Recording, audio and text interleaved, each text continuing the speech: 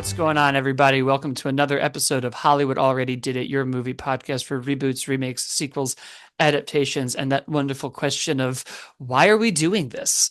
And is it helping us at all? And maybe along the way, we'll gain a little bit of media literacy and a little bit of angry cynicism at every trend we see.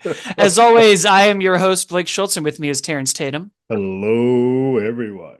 And today we are talking about the end of what do they end up calling it? The Sony Spider-Man cinematic universe, the Yeah. Sony villain extravaganza, the we broke up the Sinister Six script we had 10 years ago into 5 short films and expanded them all into features somehow universe. Somehow. Yes.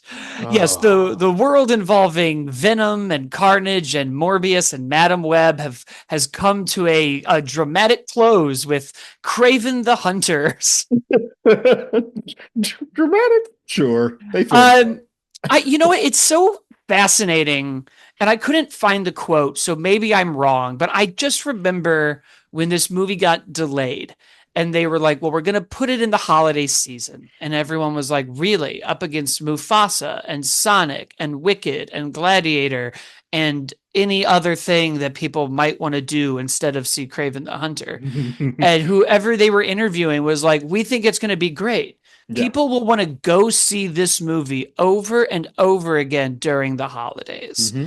And I just don't. Why did they think that?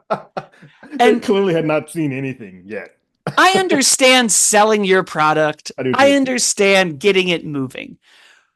When was the last over and over and over? Like, what a just like crazy It's sentence. it's few films that get that audience to repeat. Definitely not this. This And is now that I've seen it, I'm like, does he mean in the way that like we see The Room? right. Like we Does this he becomes a laughable thing that we all are sort of point at and laugh and just enjoy in drunkenness. is this going to be a Rocky Horror situation Right. where we're going and throwing spoons and dressing up in furs and like what? Yeah. Um, Yeah. This very much like, after seeing this, I was like, this should have been a February like dumping ground release, not a December, let's go against all the behemoths. it's another example where I just keep going somewhere on the Warner Brothers lot.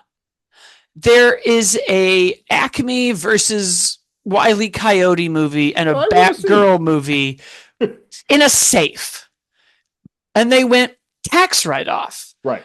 And then I see this movie and I go, and why, if we're able now to just write things off, Why wasn't this? why not you, You would have Craven? made more money doing the write-off because it's only making like $10 million this weekend. It's just so funny. Like Yeah. remembering all the things people said with this coming up, all the interviews with Aaron Taylor Johnson, but he was like, "Yeah, I gotta remember some of these roles are just like I need a paycheck, like I Mhm. got kids to feed." Yeah. And you're like, okay, that's something Being neat, neat, honest. neat. Yeah. Um, and it's such a shame because they really did trick me for a while because they showed us a poster and I was like, that's what Craven looks like. That's a pretty cool poster. Amazing. Yeah. That shot, however, nowhere near the film. I mean, so yeah, so let's get into this. What did you think of Craven the Hunter? Okay, let me try to be nice first before I get into some of the bad things. Um, I think that both Aaron Taylor Johnson and Russell Crowe are doing everything they possibly can to turn gold out of shit.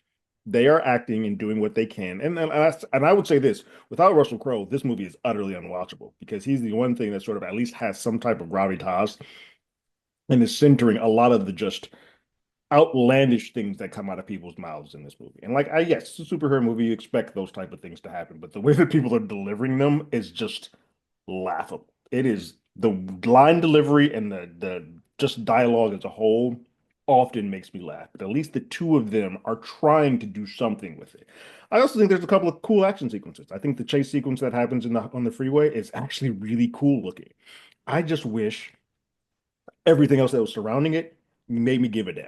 Like this is a movie that I sat there for the first 30 minutes when Aaron Taylor Johnson is just not on screen because we do a flashback and we're dealing with the younger version of them. And I was like, I don't care about any of these people. Some of that is against because we're doing another villain story. And so all of these people aren't likable. Like we're dealing in a world where everybody is bad. And so you're like, cool, you killed less people differently than the other people killed less people. But outside of that, there's just nobody that I can latch on to say, cool, this is the person that I care about.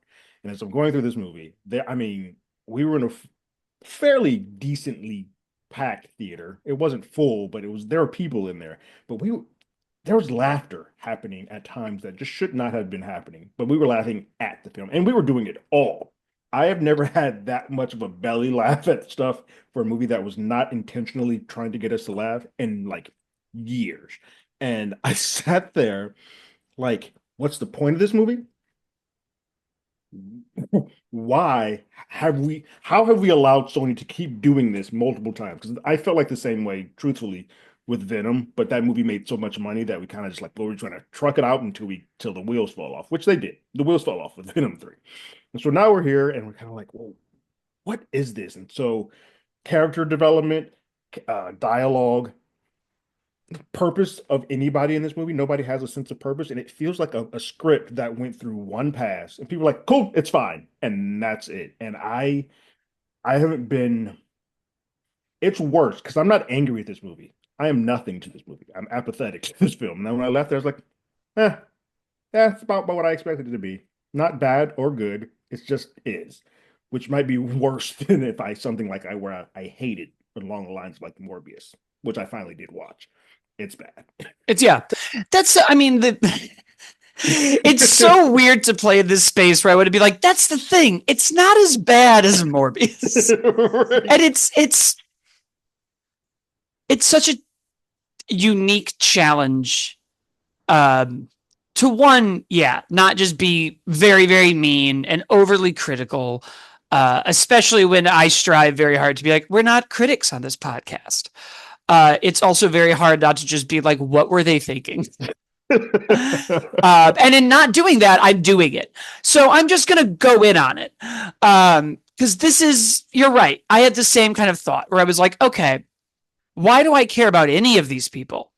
What is this story? I just kept every now and then in this movie being like, I still don't know what this plot is. Because if we get into spoilers, this is a movie that opens with a prison sequence. Kraven's introduced. He's brought into, Wish.com's Jaws from James Bond. And he's like, I don't like roommates. Me too. I'm only going to be here for 3 days. Can I sit with you at lunch? No. And you're like, okay. We then watch Kraven go through this like elaborate prison escape where he's Spider-Manning up walls, and not just like climbing and scaling them like in an Uncharted movie or in an Indiana Jones movie where we have close-ups of like what he's grabbing and watching him do it.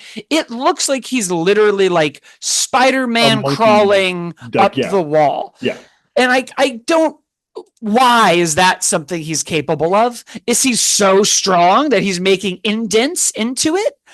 And then we get to the, I don't know, ward of this prison, and Kraven does his like, oh, I'm here. He's surrounded by guards who for some reason let him kneel down and like massage this rug. I know. Yeah, this tiger or whatever that is. Yeah. Pulls a tooth out of it. They do this weird monologue of like, the hunter is a myth. And he's like, okay, and then kills everybody. Some myths are truths. I'm like, okay, sure, okay, yeah. And then we cut back to Jaws, and he's just screaming 3 days, as if in this 5-minute window we've seen, he's gone from like, I'm gonna kill you and eat you to like that's my boy. You did it. It's just like I never have seen. It's so bizarre, and then we just cut back 16 years for like 30 minutes. Yeah, we're in that for a while. And I was like, Jesus. Where we then have to watch them in a boarding school, also like an Uncharted movie, Russell Crowe picks them up, gives them this weird monologue about his mom's Your mom is dead, suicide, and she killed his herself. Russell Crowe's wife's Craven's mom. Yeah. And then like, oh, are we going to the funeral? No, your No, mother suck it was up. weak. She killed herself because she was weak. Are you weak? And thus begins the onslaught of weak, Oh, strong fear. Hunt. Fear is another one of those Oh drink my words. God. They're If you littered in this thing. I just wish that there was a counter at the bottom of the screen, like in that South Park episode where they can finally say shit on TV and they're doing it 100 times. Yeah. I need to know because it is amazing and it speaks to all of these actors and how good they actually are. Because they had to say those words more than I am Groot, and they somehow found different ways to say it every single time. If Yeah. anything, we should give them Oscars Yeah. because Russell Crowe and Aaron Taylor Johnson were like, okay, if I'm going to say fear and weak 3,000 times, I'm going to do it so differently every time. You won't be able to tell. I should have stood up and applauded in the theater. It was so impressive. And then, yeah, we go on the hunt. Kraven has his weird connection with the lion. The lion attacks him. We kill the lion. Oh, your son is weak. You almost got your weak son killed because you're weak. Oh, yeah. And while this is happening, we just cut to, I don't know where they are, a place in a field, and Yeah. Calypso is talking to her grandma about tarot reading, which I don't know that much about it. I know it's more than 3 cards. Mhm. And then Calypso has the, magic potion. And so she runs into him. She saves him with this potion. Kraven wakes up. And now I don't know how else to describe this. He's got like Turok vision. Like we keep seeing these first person views of him. And there's like a brown iris around this camera, and then he can like zoom in and out. Like he's in Psych, like he's Sean Spencer in the show Psych. Yes. And it was weird because like we see his eyes change colors every now and then. Mm-hmm. But we never explain like, oh, when his eyes go yellow, it's like, Wolverine's feral mode, right, or this is happening or that's happening. So to kind of see him do that is very odd. Mm-hmm. And that's about as much story as we get. Then we meet the Rhino, who is like, man, I asked you to be my partner and you said no. And now I'm going to get revenge. Hands down, my favorite part of this movie, because I don't know what movie he's in, but he's in a very different film than everyone else. And I kind of want to see what film he's in, because he's doing some stuff that is fascinating as an actor. I was amazing. Again, amazing. I, without hyperbole, am so impressed by all the actors in this movie, because I was entertained. Because it's so easy to be like, listen to how dumb this is and how dumb these lines are. But I was captivated. I was laughing. I liked the action. I was curious. I never got answers. I don't know what kind of company Rhino has. I don't know what his goal is or why he wants these people to be his partner. I don't know why he's so annoyed to go try to kill him anyways. And thus launches... But you know that he can make a noise. That is... without a doubt. The best part. He after a failed hit on the Kravinoff family, he's like staring out the window and someone's like, oh man, they didn't die. And he just goes... It was like the penguin. It was like, I made that noise and now Zoom is asking if I'm playing music. That's the situation that we're in. That's just something that happens. I also apparently Zoom will now ask if you're doing audio when that happens. Nice. That's a fun update to be aware of. Absolutely. And that was the moment where everyone was like, oh, it's a comedy. Oh, it's a comedy. That's when the entire audience was like, we're laughing now. I get what this is now. Which is awesome. Yeah. But it also leads to the biggest problem in the movie, which is I don't know what it's about. I still don't know. Yeah. All of this is like before an inciting incident, which then, someone sees a video of Kraven, a man who's been going, no one knows the name Kraven. No, the hunter is a myth. Yeah. And then it scans it. Everybody is like Kraven, AKA the hunter. So wait, No one knows this, but clearly everyone has it.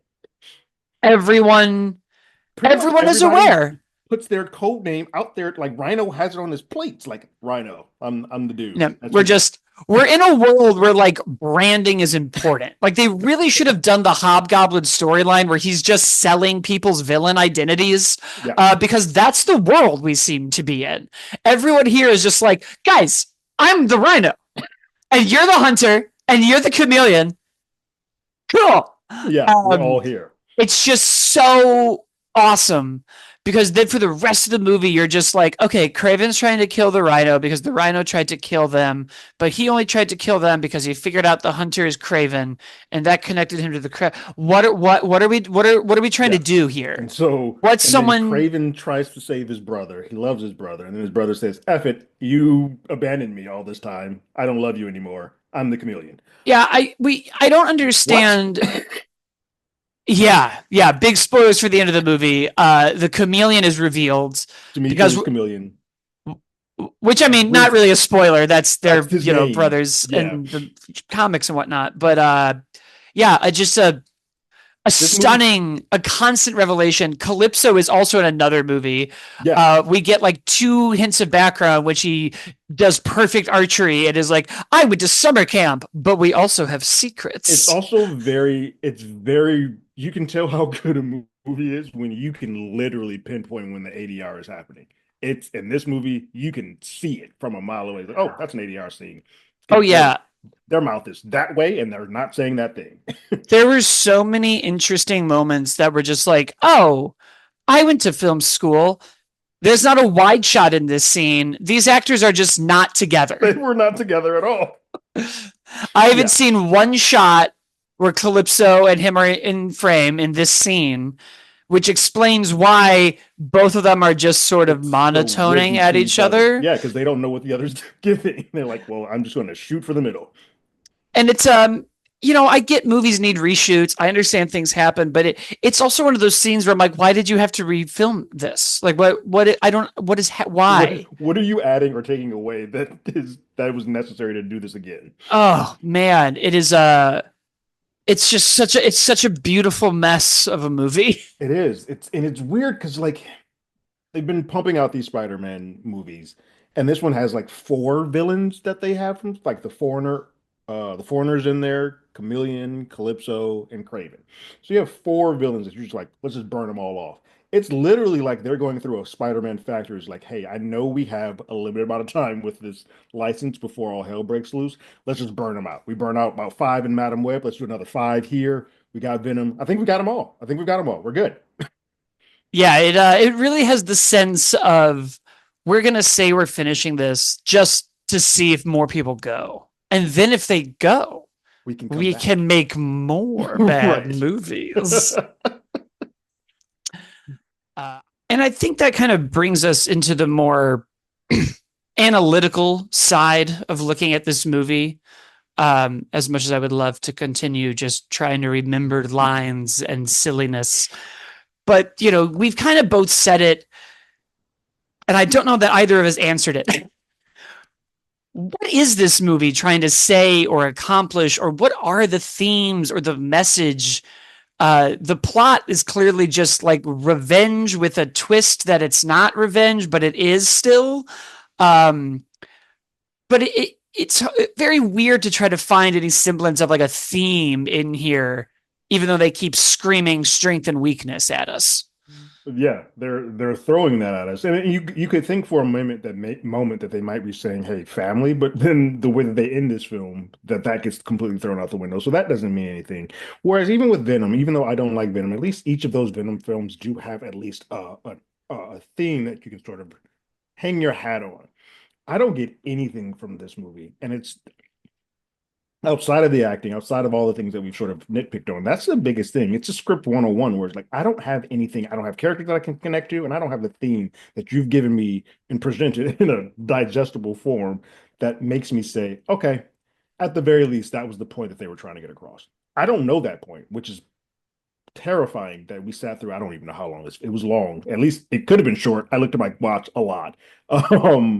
But you sit through a film like that and you don't know the meaning. That's a problem.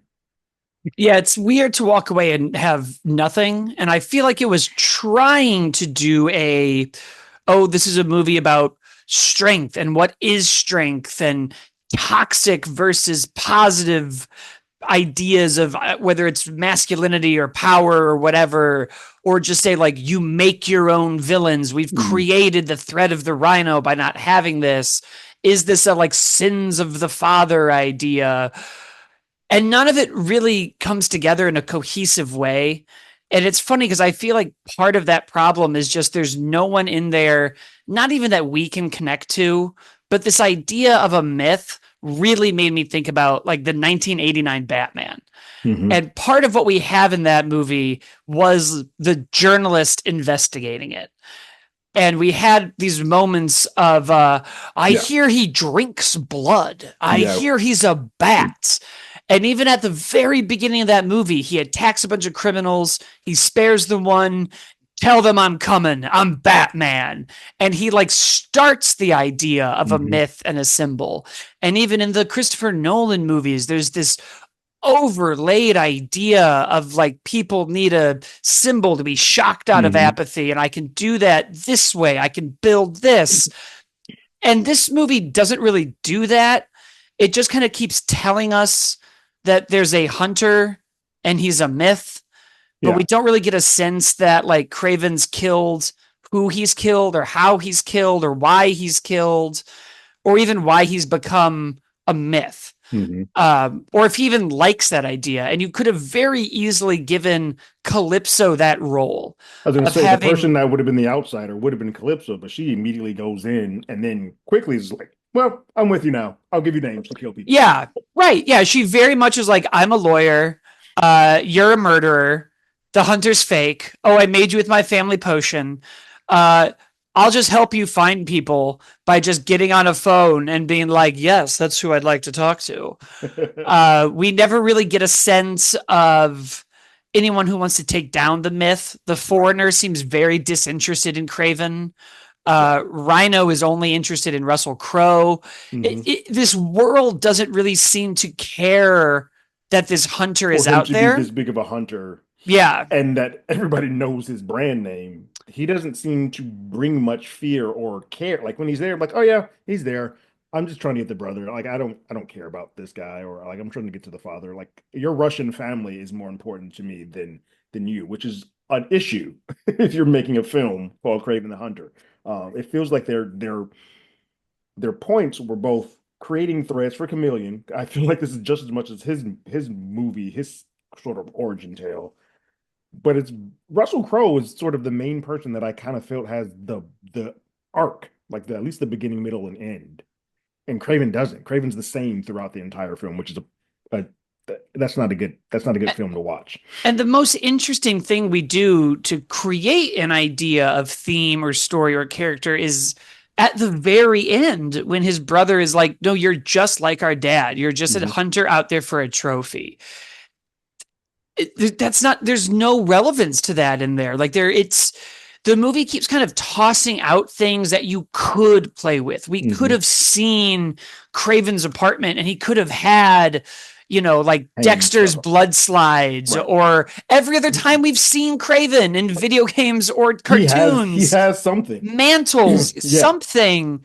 Um, so you don't even really get a sense that he cares that much about his work. Like, Hmm. he never even really has a strong point of view of like, oh, I'm killing these kind of people. Right. I have my list, and once you're on it, you never Yeah. get off. Not how lists work. You You can just you can cross cross it them out. It's off. fine. Yeah. Um, so like that kind of is really a struggle, which I think kind of brings us into, you know, the adaptation side of this, and like, who is Kraven the Hunter in the lore of Spider-Man? When we see this character, who is he? I think they that is probably some of the most egregious stuff. And I think if you're a Spider-Man fan or you all of these characters, with the exception of probably Chameleon, he might be the one that they actually got the most correct. Um, None of these characters are in line with who they are and from the comics to be adapted. Calypso, they don't use voodoo at all in this movie. They're just like, oh, we're gonna do tarot cards, which can kind of go to any sort of belief. and potions, which they sort of use, but they sort of pick and choose what they want. But voodoo is a big piece of who she is, and that doesn't. They're like, nope, we're not going to use that at all. For Kraven, they make him more supernatural here than they do him being just an agile, just genius and like a hunter. And that's you lessen who he is as a man when you do that because you make it easier for him to get to this point. If you at least show him doing the groundwork or saying, "Hey, I made myself this physical specimen to be this great hunter," you can say, "Okay, he's gone through the work to get to this point." When you make it an easy, like, I took a potion and some tiger blood got into me, and this is me. I don't feel as I'm not as connected or concerned about how he got to this point because it's just I won't say a God gift, but you're like mutated into this. Like so it doesn't feel as earned as it did in the comics. And I'm actually sad because I know this character got pulled from Marvel because Ryan Coogler wanted to use Kraven the Hunter. He wanted to use Kraven the Hunter to be Black Panther's next first like villain in the second one. Because Black Panther, when you get to it, doesn't really have a great pantheon of villains.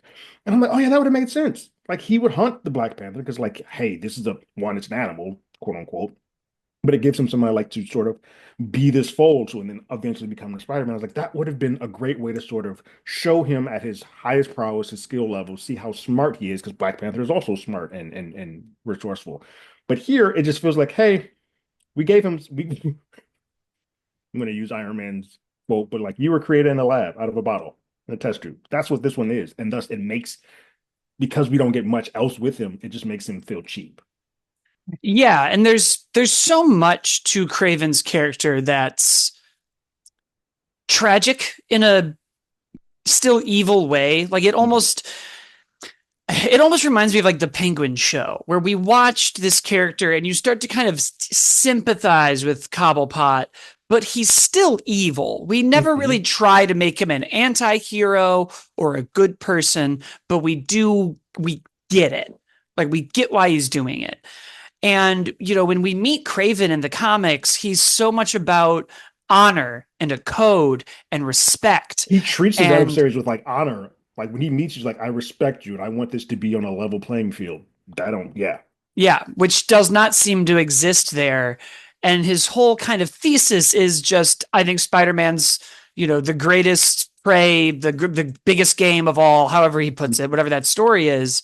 So I'm going to go and hunt him. And as he's doing it, we only ever see that character really become anti-heroic when his code is sort of crossed with another bad person. Hmm. Otherwise, he pretty much is just like, here's what I am and what I'm doing. And as he grows up and as he gets older and as he gets sick and as he starts to hate himself for that, you get into Kraven's Last Hunt and you get into his failures and you get into him putting Spider-Man in a tomb for 2 weeks and hunting vermin. And then when Hmm. Spider-Man breaks out, him being like, well, look what I did. All of this leads to like his suicide. Um, because of he's so self-imposed and Hmm. arrogant. And it's almost a cautionary tale. And it's interesting to kind of just make the adaptation version of that mad at his dad and then Yeah. also killing, I guess, bad people, but like he never has any respect and he shouldn't. These are bad people. But I think that's something that we don't really see is his Right. kind of idea of respect or honor because we never see it. He abandons his brother when he's young. Right. They both could have just left He could together. have taken him That with him. Right. seemed uncomplicated to me. Right. Um, at no point does he ever seem to have any reverence for Rhino. He pretty much is like, no, my dad was right. You're a little bitch. You are a bitch. Um, Exactly. he definitely doesn't care about the war. Anyone we see him kill, he's just like He broken into their believes, office, and he has the believes he is crossbow. significantly better than them. Yeah. Yeah. He's constantly just like, oh, I threw this knife at the elevator door. It's my work knife. I hunt people. Of course, everyone knows who you are. You're You are throwing showcasing this. knives in the middle of the day. There are cameras Um, everywhere, sir. he never seems to have any real respect for even like Calypso and her work. And what she Even does, when yeah. she's like, oh, my grandma died, he's just like, that's a shame. Oh, I knew you okay. had more of that potion. Yeah. Um, he never, even when he finally kills Russell Crowe, there's never a like a thanks for at least making me that. There's nothing. And even in killing his dad, if this was the Kraven that came from the adaptations that we know, he would have done it face to face. What he did was he set it up and then he just like walked like almost like those typical stuff's blowing up in the background. I'm gonna walk away looking cool. And I was like, well, that's not who Kraven is. Like Kraven doesn't walk away from the fight and the kill. He wants to see it firsthand. This doesn't make any sense to who this character is. No, and we did just see them do it really well in Spider-Man 2 and Insomniac's game. Yeah. Yeah. And I don't even think the problem is that Spider-Man's not in this. Don't get me wrong, that would have helped. Hmm. But I feel like this is a character you could have actually done without Spider-Man. When I think about other movies and shows that are sort of dealing with the same ideas, I don't think I'll say themes or plots because what's there. Yeah. But if we look at other supervillain ideas, we brought up the Penguin. The first Joker at least does a good job of being like, this is somebody pushed to do it because of blah blah blah. Even Venom does a better Hmm. job. Even Morbius does a better job of being like, here's why this character did this thing. Right. Um, but when you think about like other movies with hunts and hunters, and you think about things like Predator Hmm. or Alien or The Hunt or any of these ideas, you sort of are like, oh yeah, why couldn't we have just had some crazy hodgepodge of Spider-Man villains that we now know exist? Right. Why not try to get Tom Hardy in this or anyone from Madam Web or Morbius? Vulture was pulled in at the end of Morbius. Hmm. Why not do something crazy where all these people in New York with powers have been called to Craven's house and he's just like, I'm going to go hunt you. I'm gonna let you Greatest guys game. all Yeah. right. I'm gonna let you guys all loose, and Just I'm gonna find you all. let's just steal from every other hunting movie and be like, you guys are all here. There's a cash prize if you win. You've got 24 All hours. right, so I'm gonna I'm give going to you go 20. Yeah, kill I'm gonna you. give you 24 hours, and I'm gonna find you and murder you. It's such a simple thing that you could have even like pretended Spider-Man was somewhere in this world and been like, Hmm. yeah, we've all fought him. Right. Today, I'm going to prove to you that you're all bad at it and I'm going to kill all of Even you. if you want to And then you do could have this, if had you an want to ending to the Sony world. He could have killed them all. correct, and even if you want to do it in a world where like, hey, we're sort of because they already sort of played that they're in that same world as the multiverse or whatever. You can be like, hey, we're doing this at a time when Spider-Man is off doing some crap with the Avengers, and he's just not he's not available Yeah. in New York. Do it to put it in Andrew Garfield's universe and be like, the Spider-Man hasn't been seen because he's been warped into fucking the Right. Exactly. MCU and Exactly. just have this like, well, while he's not here, guys, I'm gonna kill I'm all of murdering you. everybody. Because I would have been awesome if we had just Yeah. been like, Craven's a bad guy. He thinks he's the best. He's gonna prove he's the best by summoning everybody to a mansion. We've got 24 hours. Go. Because Or just it sucks that an R-rated rating like this got wasted on this film because I was like, oh, this that would have been a perfect sort of usage of this. Because it happens here. They do some violent battle, and some of them are really gruesome and gross. I'm like, oh, that's cool. If I cared more about this character in this story, I think I might have cared more about those violent action sequences you gave. But instead, I was kind of like, oh, yeah, that's cool. because that is the funny thing when we think about whether or not we care about these characters. And I feel like it's easy in a Venom, a Joker, a Morbius, a Penguin to go, well, the main characters in this world isn't here and I don't care. But I feel like that's not true. Have you had any of these like spin-offs where we don't have the guy, but you still care about it? I mean, I think no, I think I feel like Not even Punisher. like Penguin or I feel something? like Penguin I definitely loved. I feel like Punisher's and also one of those ones where those are those anti-heroes in these violent worlds that they do a very good job of making me care about them. Even though I don't agree with them, I care a lot about Penguin. And Penguin's probably the best one, especially in recent memory, but I can think of that.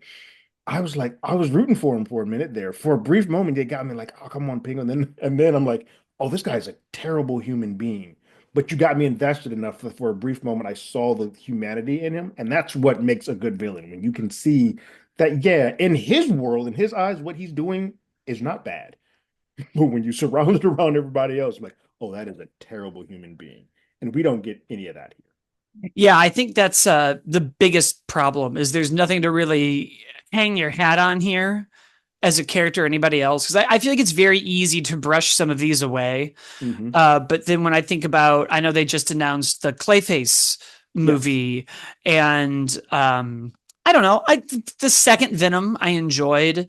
There's I did too. been I there's did been too. comics about villains that I really like, and if we even get out of the superhero ideas, shows like The Sopranos, Succession, Breaking Bad, Dexter. Dexter is a villain. There's Yes, been, I mean, yeah, all of these are bad people. Like correct. it, I feel like we so often get lost in the academia of like what's a hero and a Who's a good guy? villain Who's a bad guy? and Yeah, what's a protagonist and an antagonist. right. And I think the Penguin is the best example of the protagonist of this show is the Penguin. He's still a He's villain. still a villain. Correct. Um, and it's a challenging thing I think to do and a challenging thing to understand. And we saw it. I won't go off on too much of a tangent, but we saw it a lot after Wicked came out, where a lot of people were like, "Well, Glinda's a villain," and it's like, "Well, she's the antagonist of this story, Right. but she's more just like misled or misguided." And Correct. so But you she's used a lot. Yeah. and when you kind of look at Craven, it's like, yeah, he's the protagonist, but we never really seem to decide if he's a hero or a villain. And Correct. so we sort of just tiptoe on this, like, well, he's killing people. They're bad. Who are they? Don't worry about it. And Yeah, then because at the end, it's you're just like dad. And it's like, right. oh, snap. And Oh, we're because done. even when the younger brother switches and becomes a bad guy himself, you don't have a good person. You don't have a beacon of like that's the piece of hope. At least with the Penguin, you had Vincent there the whole time. So he, well, spoilers, but you had him the whole time, and so that's your beacon of hope. You have somebody that's like, all right, there's a sort of a good barometer here. In this movie, it's because everybody's bad, including Calypso, because she's just willing to just go in with murdering left and right anyway. You don't have that beacon of hope, and so you kind of just like, well, I don't. The compass gets thrown off if I don't have anybody to sort of be my totem to help me say what's right and wrong. Then I kind of like, then what is this? Like this is just a hodgepodge of just. I'm just now watching gratuitous violence. Yeah. And it's why, I mean, the same thing happens in hero movies whenever we're like, well, we have to figure out their code because if Batman kills people, he's just the Joker. But now we have to teeter on this line of like, well, he beat the hell out of that guy. That guy might not be dead, Yeah. but he's never walking again. Yeah, like you have to kind of play in that world a bit. And when you just sort of don't even bother doing that work, you kind of just end up with a character like this where you're like, okay, I guess he's cool to be cool, but he's also not really cool. Right. Uh For hope that we just that gifted he to him. doesn't get to the very end of the movie. Right. Um yeah, there really is not a whole lot there to hang your hat on, And which is indicative of this whole Sony I was experiment. like, and you can see that with the diminishing returns as these have gone along. Venom is different because I think each year Venom has been like it came out gangbusters and it sort of has dropped down. The COVID year, the second one was around the COVID year, so it was kind of like the only thing that came out. So it still was doing pretty well. But you can see how Venom 3 did, that the audience has sort of been like, no, we suss out what's happening here. And between Morbius, Madam Web, and this, which all have had just terrible returns, I think the sort of sheen has gone off where these are the movies when people say, hey, we're tired of superhero movies, it's these that they're talking about. Even like Joker 2, which is another Mhm. interesting, like it almost feels like people are getting I can one suss out when something's not going to be great, Yep. but you're even kind of getting the sense that it's not superhero movies we're tired of. We might just be tired of despair and villains and Yeah. maybe people want a little hope. They might want the Like hope. Like I we'll see or is when it just Superman comes out, but like yeah, because like all of these Sony Spider-Man movies have been the villains, and so it's kind of just like they're all been brown, like brown, darkish colored, gray tone, super sad. People don't want that, right? Especially when you're doing a hero movie, they're like, no, I kind of want the hero to be around. yeah, remember when heroes were heroes That and was a when fun they time. and remember when it wasn't just like they fought other heroes and they were like, is Captain America wrong today? Like it's we've now done so many of these and I'm not really tired of them yet, but we've now done like every variation of it and we've done the satire, we did the boys, we did this, that a part of me now is just like, yeah, you know what the biggest risk you can take now with a Superman movie is making a Just Superman make a movie. Superman movie. Like it's Yeah. I feel the same way with Star Wars. I'm like, you know what the biggest risk you could take here now is making a movie where the Jedi is good. Give me We've Charm and Hope. Charm and Hope might just be new enough. we've that done I so might take much that. of like I don't know, guys. Sometimes the Jedi make bad decisions, and I'm like, what if we make a movie where What if he's they a were good just good? guy? What if they were just good? Hear me out. Wild pitch. Superman. He fights for what's right. Oh, what's right? Well, we're going to define it very clearly. Clearly, yeah, we're gonna put it in there. Yeah. I think we are at that point where people are just like, just give me the good guy. Yeah. Yeah, And it makes the villain more interesting. It makes everything more interesting when there's a thesis to the story you're telling, and there's two sides of it, and one is good and one is bad, and they're pushing against each other in yeah. an interesting way. When everyone just sucks, When everyone's gray, you're kind of like, well, this is let's why am I go here? pick the least bad one, I guess. And yeah, Kraven might be the least bad one here, but it is this is certainly not a chapter of the Spider-Man adaptations that I think I will miss. No, Um, but hopefully it is a chapter of our podcast that you enjoyed, and you will leave us a subscription and a review, and you'll share the show. And you can follow us on TikTok and Twitter and Facebook at Hollywood ADI. I'm at, as always, Blake. Terrence is at Terrence Tatum, and Terrence also does our Hollywood Already Did It YouTube show with shows and trailer reactions and all sorts of other goodies. And we will see everybody next time. later.